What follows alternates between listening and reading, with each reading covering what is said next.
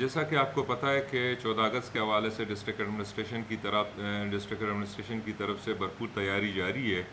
تو اس حوالے سے مختلف ایونٹس ہم کروانے جا رہے ہیں، جس میں اسپورٹس ہو گیا، رائفل کمپٹیشن ہو گیا، ٹگ آف وار ہو گیا، اور اس کے ساتھ ساتھ ہم پلانٹیشن بھی کر رہے ہیں تھرو آؤٹ ڈسٹرکٹ کیج.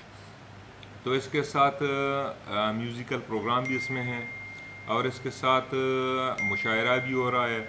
اور کل انشاءاللہ BRC ہال میں جتنے بھی جو ہمارے اسٹوڈنٹس ہیں ان کے درمیان کمپٹیشن ہوگی، اور اس کے ساتھ اسپیچ کمپٹیشن ہوگی، ٹیبلیو ہوگی.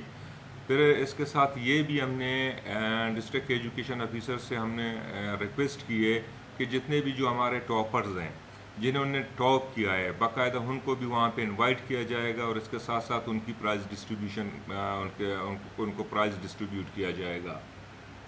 پھر اس حوالے سے جو آج کا دن ہے، آج کے دن میں وہاں پہ والی بال کا فائنل ہو رہا ہے.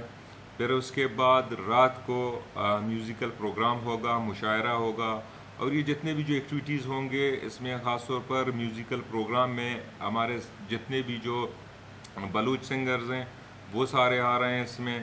تو جنرل پبلک کو میں یہی ریکویسٹ کرتا ہوں کہ وہ آ جائیں وہاں پہ اور خود کو انجوائے کریں. اور اس کے ساتھ ساتھ پھر 12 بجے کے قریب فائر ورک ہوگی.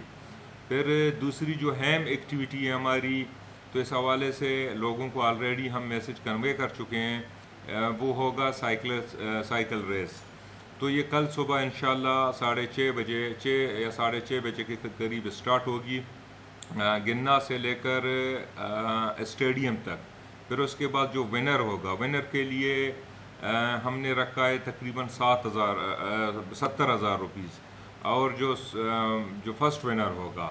پھر اس کے بعد جو رنر ہوگا ان کے لیے ہم نے رکھا ہے 50,000 روپیز.